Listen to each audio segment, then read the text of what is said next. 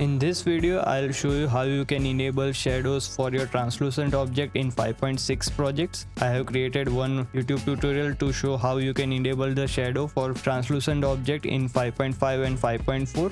But in this video, I'll show you how you can do that for 5.6 as well. I'll also add a starter content pack so that we can add a glass material in our project. I'll add a cube in here as well and raise it up.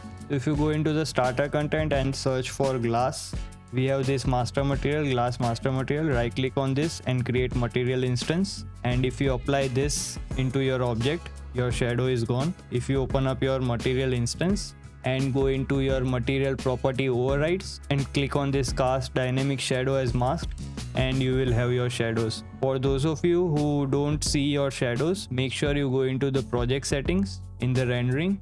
Make sure in the ray trace shadows you don't have this option turn on.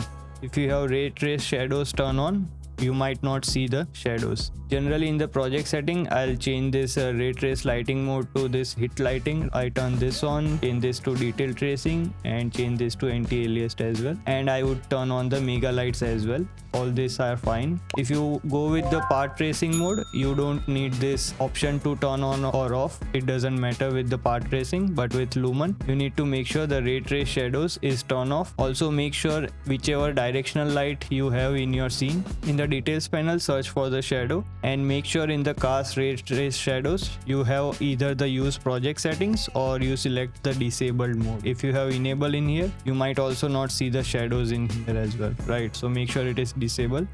Also, if you have any of the spotlight, point light or area lights, if you add those lights in here, you might not see the shadows as well. So in the details panel, search for mega lights. Either you need to turn off the mega lights feature for the lights which are near to this type of translucent object, or you can change the mega light shadow method to virtual shadow map.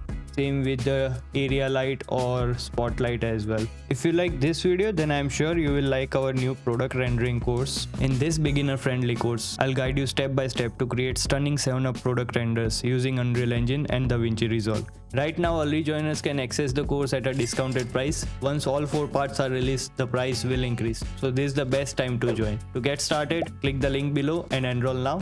Thank you for watching, and I'll see you inside the course.